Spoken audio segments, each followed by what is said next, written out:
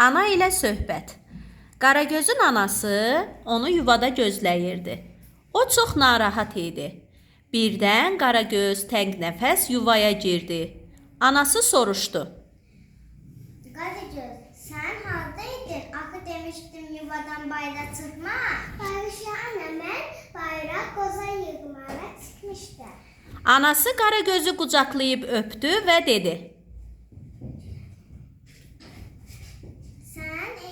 Ağıllı balam, sən ehtiyatlı olmalısan. Qaragöz isə kədərli halda oturub fikrə daldı. Bunu görən anası soruşdu. Qaragöz, sənə nə olur? Ana, mən pis iş görmüşəm.